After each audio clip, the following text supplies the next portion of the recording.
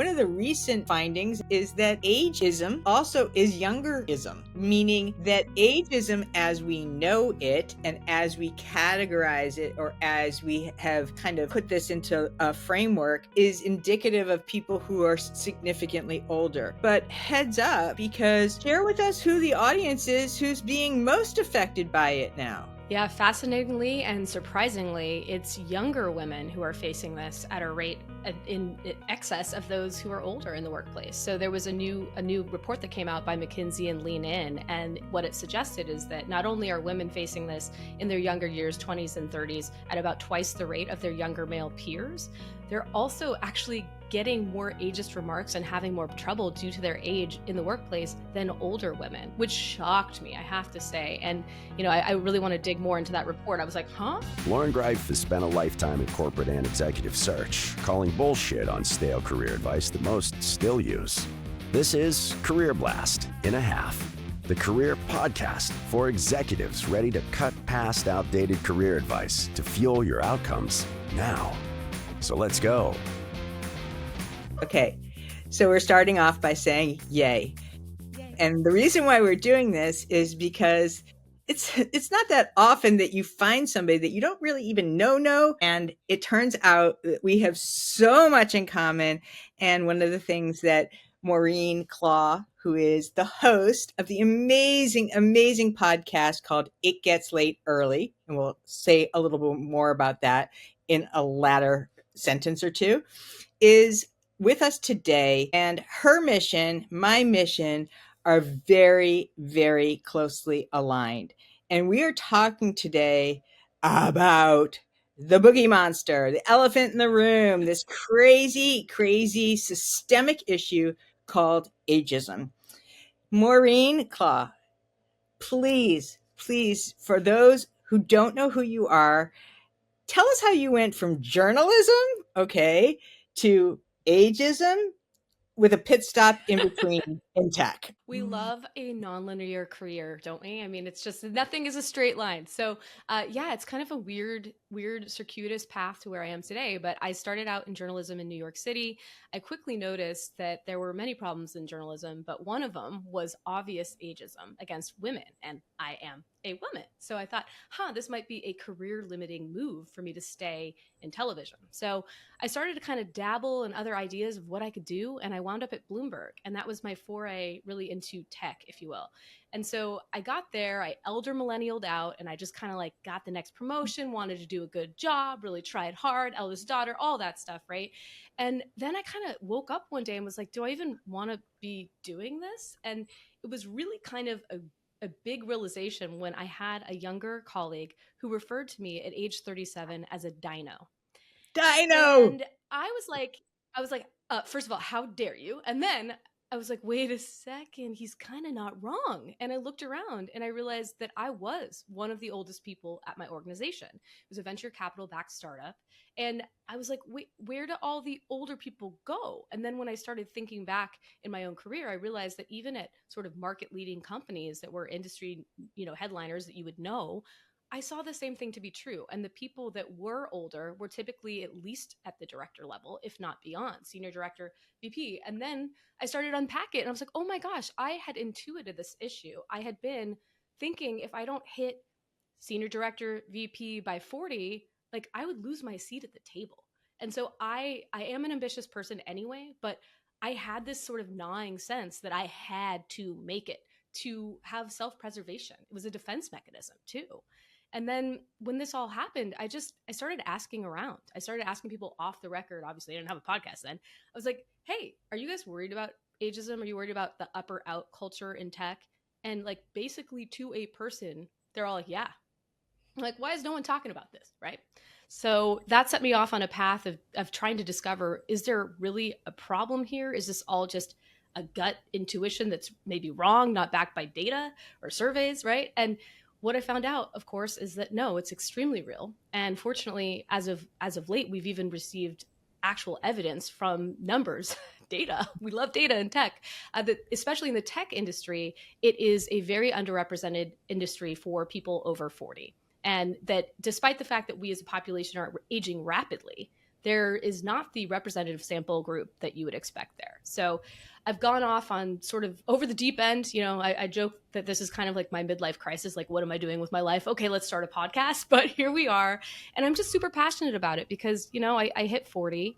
That was a big milestone. And I have to tell you, I just realized I'm not done yet. And like, no one should tell me that I should fade into the recesses or be, to borrow a typical Gen Z term, like not main character energy, right? Like who says I have to step back? And I'm a huge feminist, meaning I think women and men should have the same rights, right? So I'm just like, and I see it as worse for women too. So I just got a fire lit under me, and this is the one thing coming for all of us. This is the one ism that will hit everyone, and in a divided world that we have, let's all fight this. Come on, let's. So you mentioned, you see it happening in tech, and prior to the show, I did a little hey, FYI, right?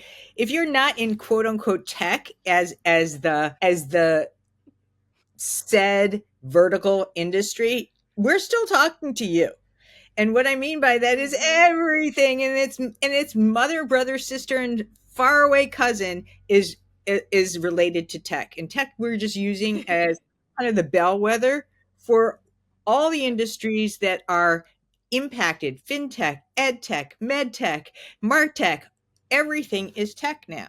So please listen to this with an ear that says, "Hey, I'm in this audience," because you are, and you're always welcome here, because this applies to all of us, and you've probably experienced this. And FYI, in case you're listening, you can't actually see us. Congratulations to you on your 40th. And I just recently turned 60. So we got 20 years gaps here. And so I just want to let you know, hey, thanks. And I'm not done yet. In fact, I'm just getting started. Woohoo! And it doesn't really matter. It doesn't matter how old you are listening to this, because one of the recent findings, and I know you just had a guest to talk about this, is that ageism also is youngerism, meaning that ageism as we know it and as we categorize it, or as we have kind of put this into a framework, is indicative of people who are significantly older. But heads up, right? Because share with us who the audience is who's being most affected by it now. Yeah, fascinatingly and surprisingly, it's younger women who are facing this at a rate in excess of those who are older in the workplace. So there was a new report that came out by McKinsey and Lean In, and what it suggested is that not only are women facing this in their younger years, 20s and 30s, at about twice the rate of their younger male peers, they're also actually getting more ageist remarks and having more trouble due to their age in the workplace than older women, which shocked me, I have to say. Shocked me too. And I then really want to dig yesterday, more into that report. I was like, huh? yeah, I did some digging in there too. And it was women in their early 30s. And it was a lot of,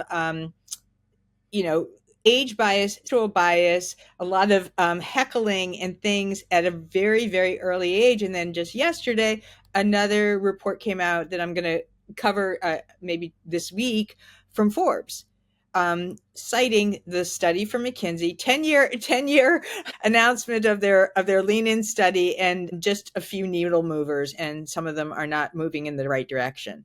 So this is systemic, like I said. So, yeah, okay, women so are never the right age, we're never the right age, and we never have too enough young, experience too or old. too much. Yeah, it's like the Goldilocks syndrome to life. But one of the things that you have said repeatedly, and I am so on board with this, is that you emphasize this importance of internal change when talking about ageism. And you've given a little bit of your own, hey, I don't want to be called a dino. I'm 40. I get to decide when I want to be, done or not, or continue or reboot or whatever that is happening. But how could we, as listeners to this, people that are really, really feeling maybe even a level of shame, what does that actually mean? How do we take all the rhetoric, the media, the beauty industry, the bro culture? How do we metabolize all of this so that we're without choking, and be able to turn this into something that is fuel in not even a go fight win way. How do we get to the place that you talked about, which said, I got to a place that is like, I don't even know, like I could never have said this 10 years earlier.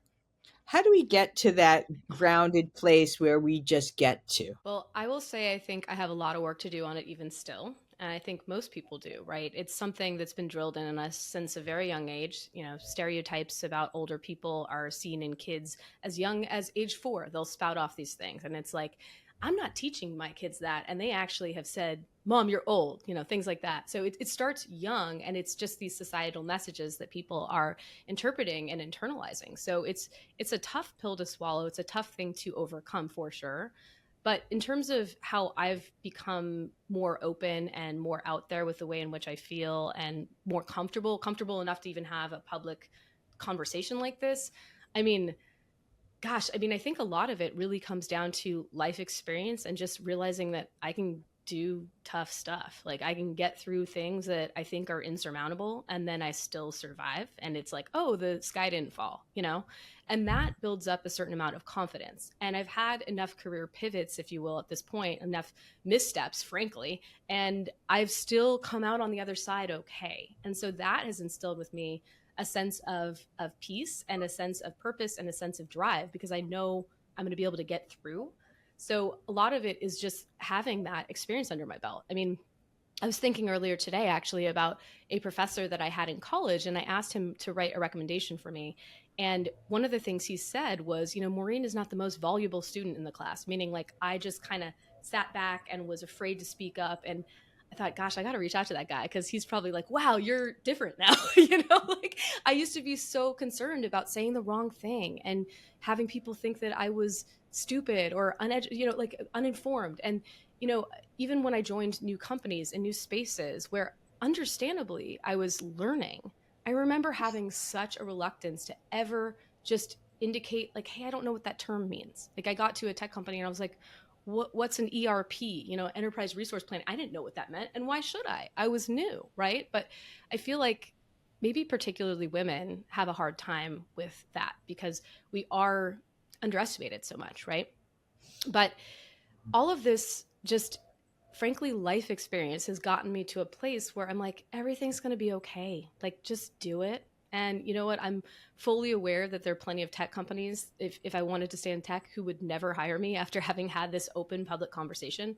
But I think there are just as many who would, simply because I had the open, honest conversation. So I was like, this conversation matters so much, and our society is so ageist that sadly, because I'm 41 years old, I think more people might be willing to listen in a way, like, which is so screwed up.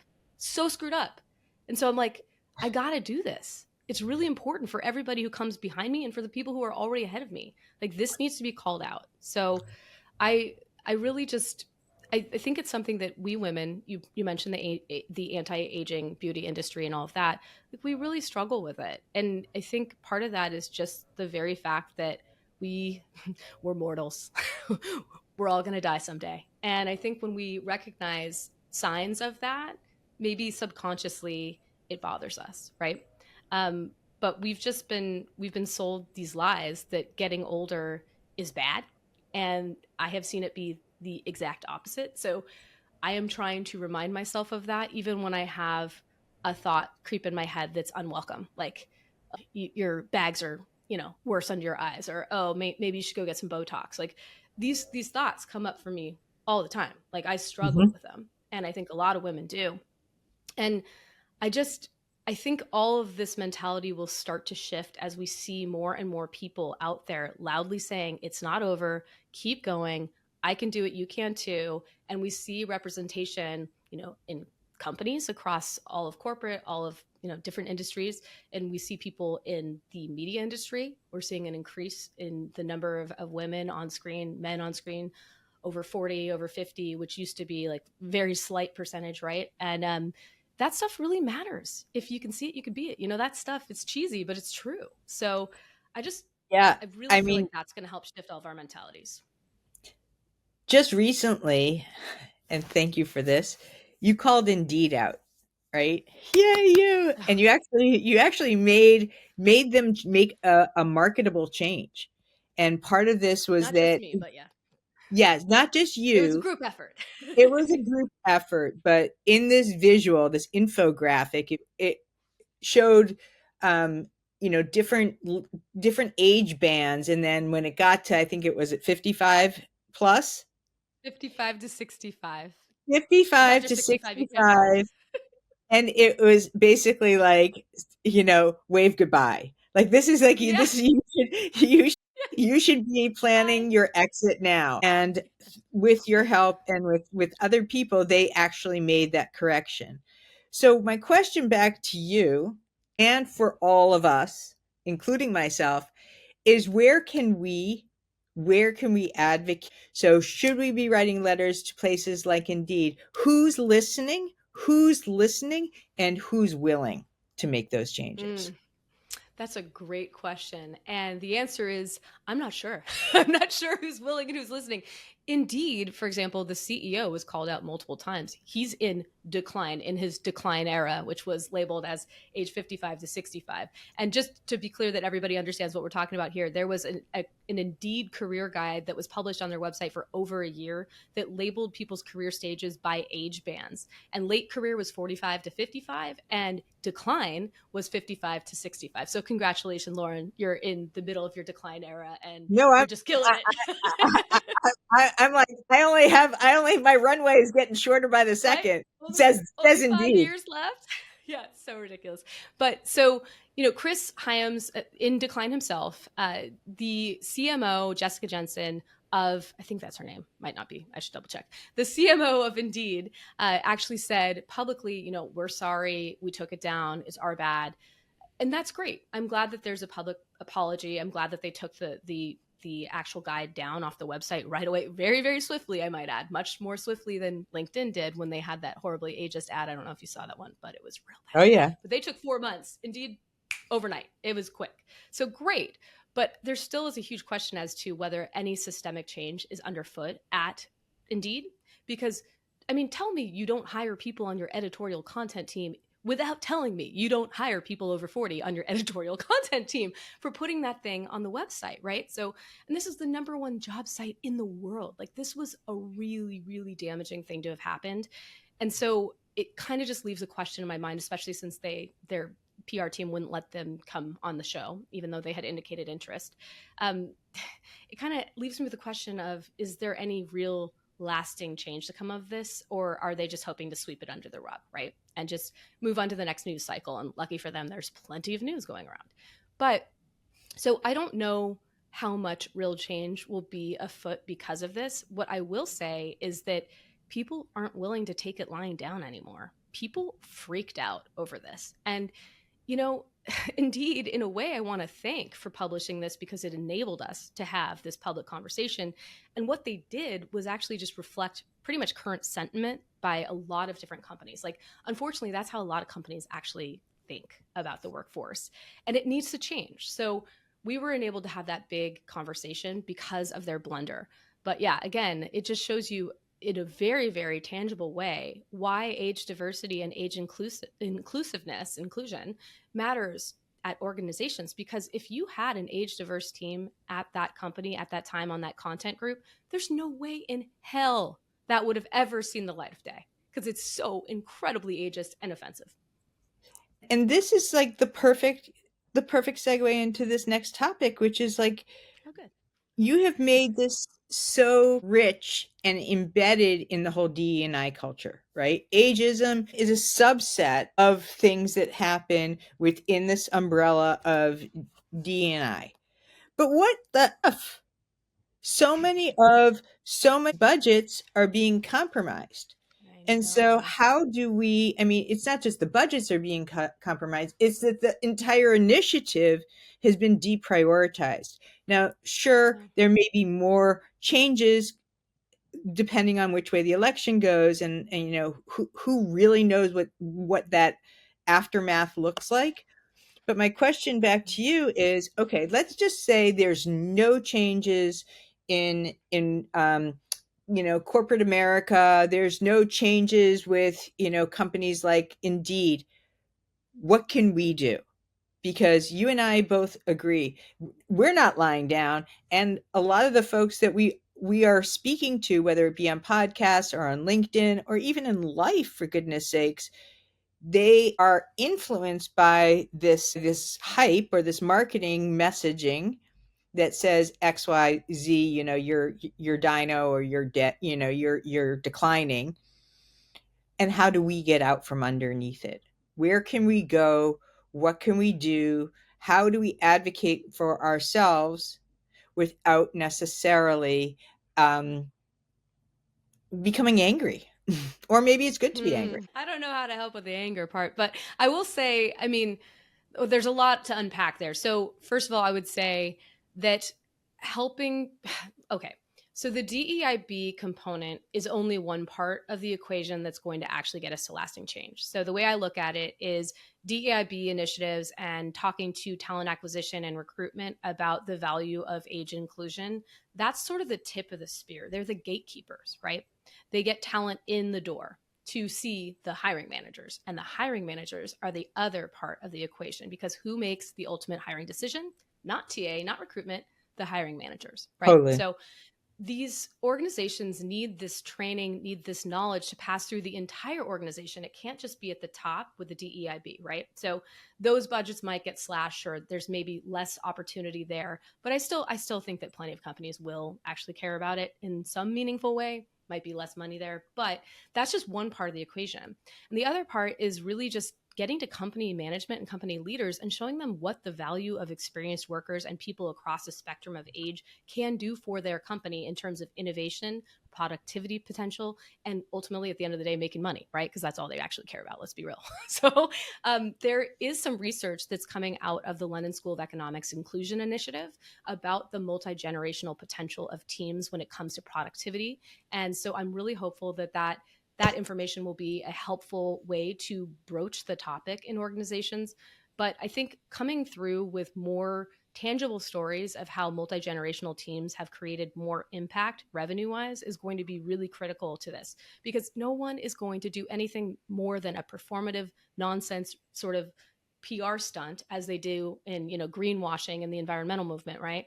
Like no one's going to do it unless they realize they're leaving money on the table by not doing it. So I think what will be interesting, we have a lot of things coming in right now. We have AI, we have layoffs, we have, RTO layoffs, basically quiet layoffs where they're like, hey, come back to the office because we don't want to actually pay you out severance or unemployment, which drives me insane, which, by the way, impacts experienced talent, women, very, very much more so, I would say, because representatively, they are a bigger, bigger percentage of the remote worker and hybrid worker population. Totally. So I don't want to say I'm like rooting for companies not to do well, because that feels really mean, but also if the ones who let all these experienced people leave are not doing great afterwards, I'm going to be like, look at what happened. And so I really hope we can get to a ton of research about the impact of those people's departures, right? And I mean, think about the CrowdStrike outage a few months back, right? And all the jokes that were going around how like the intern was left to hit push to production. It's like there's a value, and my condolences to interns everywhere for being the butt of that joke. But like the point is, you have to have people who are across a span of ages and experience levels at an organization so that you can help one another achieve the highest impact at a company, period. And if you had, it's just, I find it very hard to believe that there was a super experienced dev who was like forgetting to put stuff in production and development before production. It's just like, ugh. So a lot of things, not sure if I answered the question completely because it was kind of multi-pronged, but I think we are allowed to get angry. I think it's okay to get angry. As far as broaching the topic, I think as much as we can find research or compelling evidence of people working together as teams, that's great. And then I also think that because our population is aging so quickly, some of this will kind of naturally course correct because there's a talent shortage, right? And so they need to fill people in these jobs, and those people are going to be getting older, right? So there might be some sort of natural course correction. And then on top of that, I would say that if, and this is a big if we see outcomes from, for example, the lawsuit that was levied against X, Twitter, I was and going to Elon ask. Musk. Yeah. So recently there was a lawsuit against Twitter about laying off disproportionately people over age 50. And, on its face, and this is a very important call out, on its face, that doesn't necessarily mean there was age discrimination. It could have been cost cutting. And oftentimes older employees have higher salaries, right? But if there's also something, for example, as like the CEO of the company saying perhaps something around how older people will asphyxiate society, which is something that Elon Musk has said, not surprising coming from that guy. But he said that and allegedly other sorts of ageist remarks, which led this lawsuit in part to go forward. So it allegedly had enough merit to allow for it to proceed through the court system. Now I'll say, if there's a big fat goose egg there, this does nothing but create a complete chilling effect for age discrimination claims. So my hope is that there's some merit to this case, because otherwise people are going to be like, that's baloney. They just were trying to cost cut, and it's going to actually hurt, I think, other future age discrimination cases. But so some people are going to get mad. They're going to sue. Hopefully they have merit, right? And they're not, just looking for something, right? But we need to educate people about what age discrimination really is, what it looks like. They need to have all of the information handy when they find themselves in a layoff situation. Companies are doing some really shady stuff out there, Lauren. I mean, I get DMs all the time about companies that lay off certain people in a certain department, backdate the date of their separation agreement, which, you're supposed to have a certain amount of time by law. I think it's 45 days if you're over age 40 to look at an agreement and decide whether or not you want to sign it. And I've also heard of companies that include there's the older, I'm going to mess up the name of it because, I'm going to call it an acronym and be like, oh, I missed it. But there's the OWBPA, which is like the Older Workers Benefits Something Act, something like that.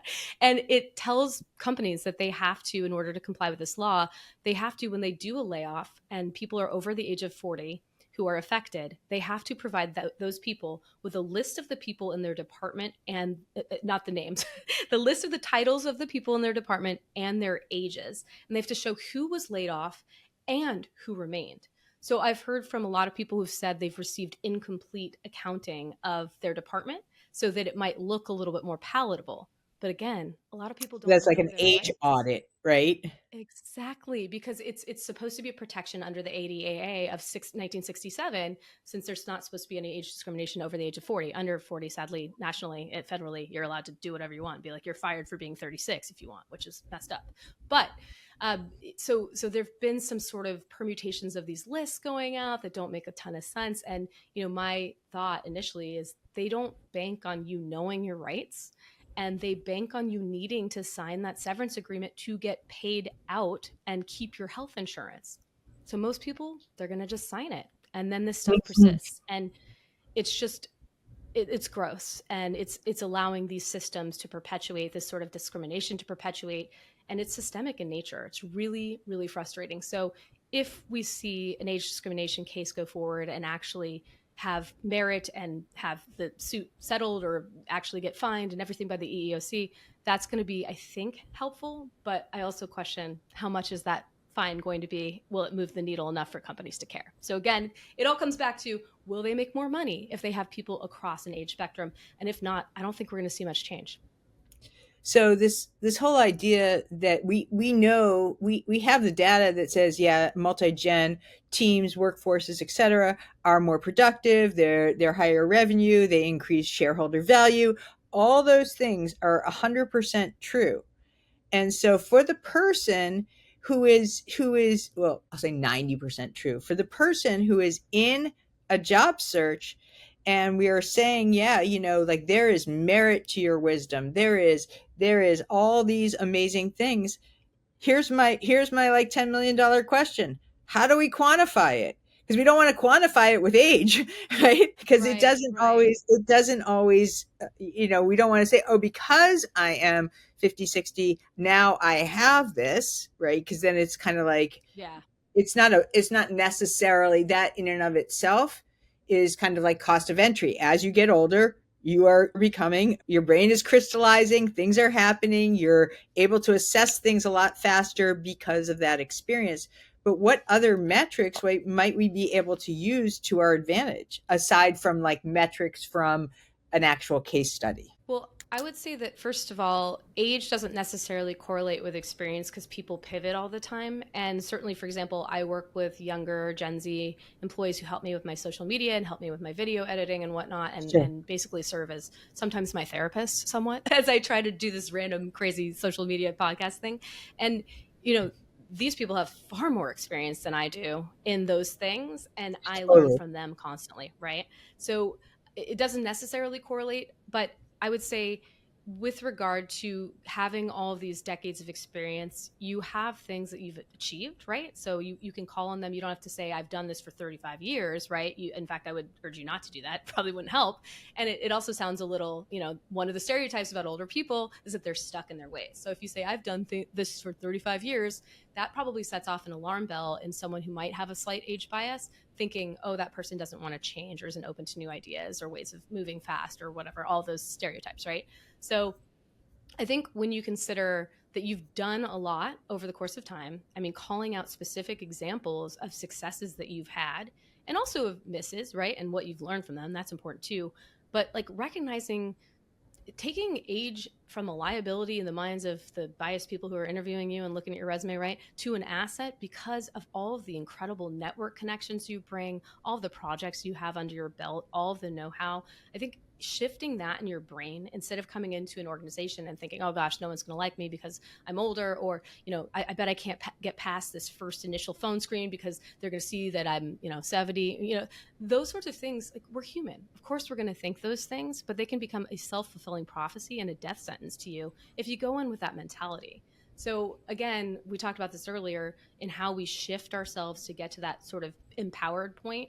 It's hard, right? It's hard, but I think we really need to work on that shift, because if you come, it's like people pick up on that energy, right? And so, and I would also say it's very critical that you have equal respect for the person on the other side of the table. So if you are being interviewed by a brand new recruiter who's fresh out of college, who may not, really be able to vibe with you as much as you might hope, right? Make sure that you give them the according respect that they deserve in their role, and don't discount them because they've just started, or, think out of the gates things about them that are stereotypes, right? Like we can't do it back either. That's another important component. And at the end of the day, we're all humans. And if we can just have some empathy and respect for people who are in a different stage of life than we are, maybe different gender, maybe different race, like just be nice to people. It's going to help a lot, like a lot. And just connect as much as you can as another human, right? Like there's so much we can just connect on, I think. So here we are, like, we're pretending right now, like you and I were in an interview, right? And you just did a series on, how to spin this or how to talk about this in an interview question. It's not gonna come up in a very direct manner, but one of the questions that you posed was, where do you see yourself in the next 5-10 years, right? So that's one question. But the question that's not being asked is the one that I really want to address, is not where do you see yourself, but the perception that you're a flight risk, that you on some level are planning for something that you haven't actually planned for in their eyes, right? You indicate because of your age that you're on the way out. So how do you deal with some of these? What are your tips or tricks or strategies for how to more or less remove yourself from the stereotype and maintain your high degree of candidacy? How are you seeing this, and what are you doing, whether it's in tech or any of the other hybrids of tech? So with regard to trying to dispel those notions that people might have when they see you and you appear that you might be in your 50s or your 60s, and they have that mentality, oh my gosh, maybe they don't want to be here for very long, that's I think kind of a human thing, right? Because recruiters are looking to find employees who will be with the company for a long time. So like, I get it. But the data actually shows that older employees stay longer at companies, which is of course hilarious. So, but this is a reality that people face, right? So I think to the extent that is possible, when you're applying for a job and you're in your older years, which I put in air quotes for those of you who are not watching this, it's important to show how dedicated you are to the long-term mission of a company, as well as your long-term career objectives there, right? So if you indicate, hey, I'd love to join this company, Anytech or whatever it might be, right? And I'm super excited about this particular role, because you want to tell them you want that role. Because the other aspect of this is a lot of people might have a biased thinking or a concern, especially if this is a step down in a career ladder for the applicant, that this is something that's just going to be a stepping stone and that they're going to peace out as soon as they get a better role, right? Because it's a tough market out there, right? And some people are taking, understandably, things that they might not have been all that jazzed about earlier, right? But so it's important to address that by saying, hey, I'm really stoked about this particular role, particularly if it's a step back. Explain why you're excited about that, right? Whatever you can come up with, which makes sense for your particular situation, like land that, stick that. But then, because also a lot of candidates, a lot of employers, sadly, and I've had this confirmed by like big time people who've told me off the record, this is very true. And I'm like, actually, I think I'll cop to actually thinking that way too. But there's a bias against older workers who haven't necessarily risen through the career ladder, right? Where they're an IC, an individual contributor for many years, they're seen as like, why didn't they do more, right?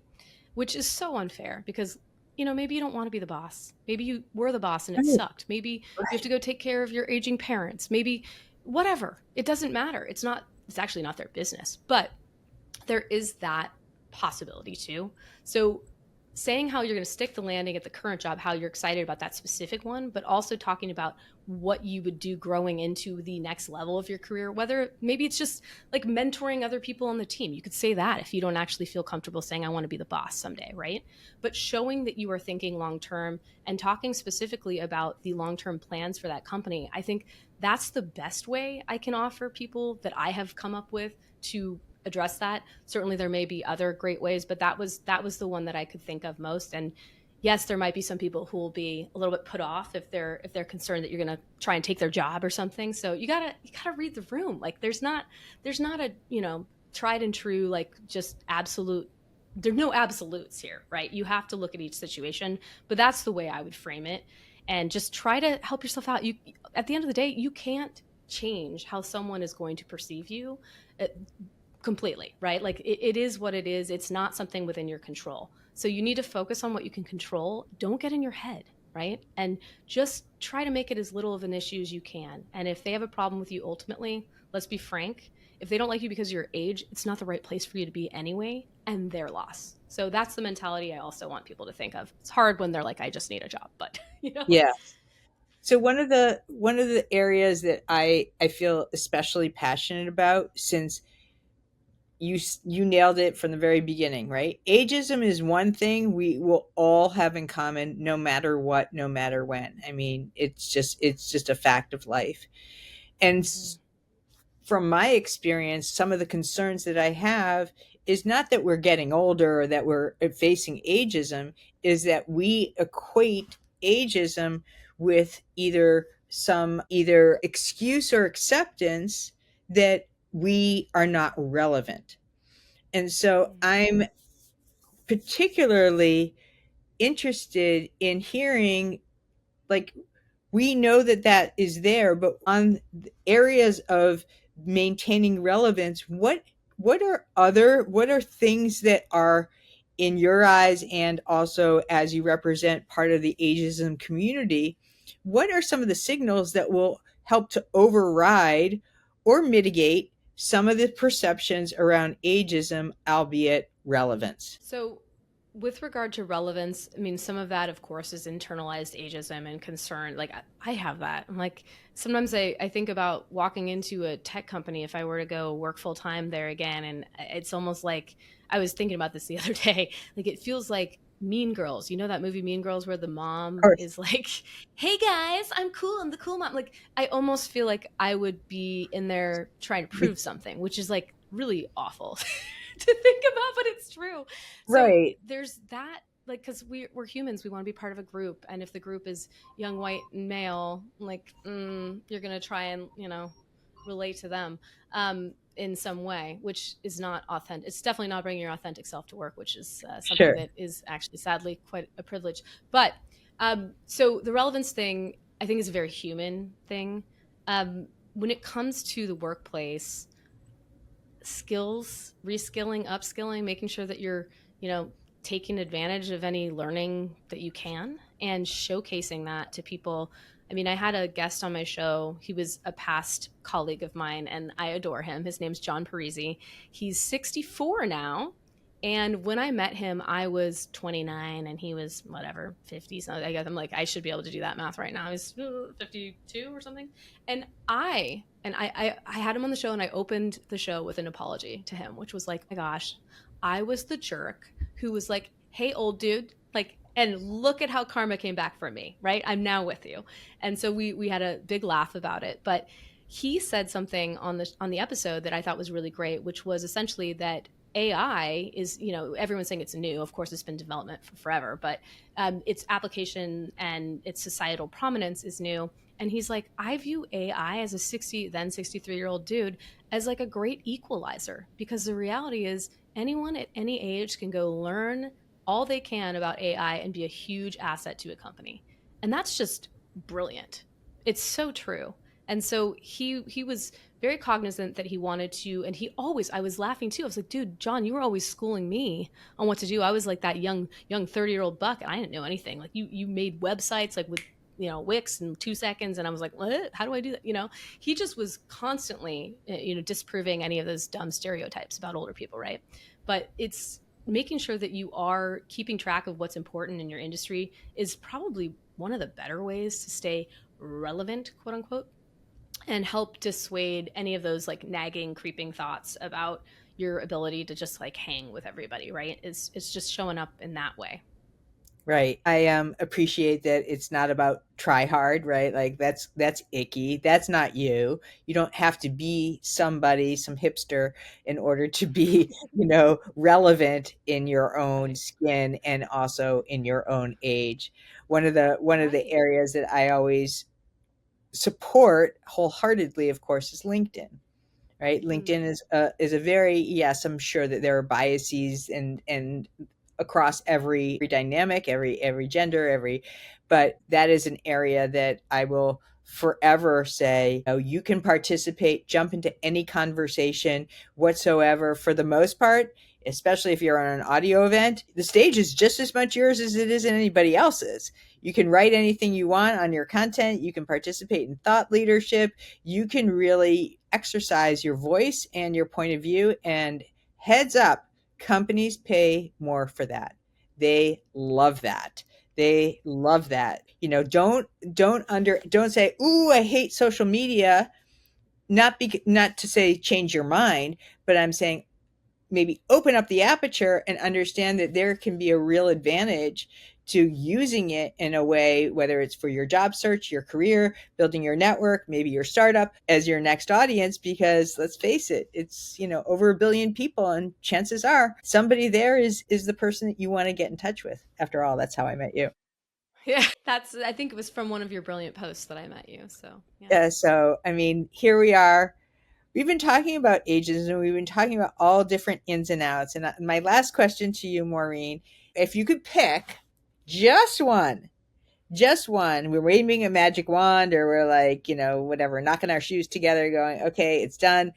Which is the first stereotype or phrase that you wish was eliminated in the world, in careers and tech, about ageism? What is the one that you want, like, goodbye? You can't teach an old dog new tricks. Bye. Mm, Bye. goodbye. That's my number one. It's That's your number one. ridiculous. It's wrong. I mean, it's absurd. It's It is patently absurd. false. And hopefully Indeed knows all about how wrong it is as well, when they were Right. like, I in your mean, late career, stop learning and start training your successor. What? Like, also, by the way, no one has saved enough money for retirement. We're all living to, like, well, not all of us, but many people are living into their 90s, 100. Like, this, we got 2 adulthoods now if we're lucky. If we're lucky, because aging is living. If we're lucky. Hmm. Change On that that mindset, note, right? aging is living. Oh my goodness.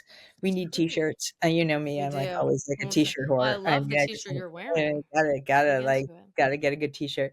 So I please, need to get please, some good please, t-shirts. everyone, make sure, number one, follow Maureen Clough because that link is right below. Thank you. Number two, make sure that you listen to her podcast. It is like up there. It's a big deal. And she's a big deal too. And so what I mean by that is this is a way to also really, really understand hot off the press. And she is actually pressing buttons and I love it. What is happening and where that Band-Aid is being ripped off. So definitely check out her podcast, It Gets Late Early. And then lastly, we're going to ask you if you love this podcast, if you think that we're doing something that is deeply meaningful on ageism or things in your career that you are just like, yeah, man, I'm loving it. Please write a review. This is so important to us. We are growing. We are currently in the top 1%. We're not as good as Maureen, but we're working on it. And the Yes, we point are. is that we need every single one of you to help deal with this issue around ageism, because I'm going to say what Maureen was too kind not to say, although she's very outspoken. Please do not be part of the problem. Be part of the solution. So do not reinvest in old methodologies and then get pissed off that ageism is there. Deal with it, know that it's there, and know also that we are here to empower you and also to equalize the playing field, not just for men, not just for women, but across the board. So we're going to say goodbye right now. Thank you all for listening, and thank you for being here, and thank you for being such a wonderful audience. And thank you, Maureen. And this is like the beginning of a beautiful thing. Oh, yes. Thank you so much, Lauren. I love what you're doing. And yes, everybody go subscribe to Lauren's podcast and mine if you want. Yes, of course, of course. All right. Thank you for joining today. We appreciate your listening ears. Big time. We ask this: use these tools, not tomorrow, right now, and share them by spreading the love, leaving us a rating and subscribe so you don't miss the next Career Blast in a Half. Most of all, thank you for you.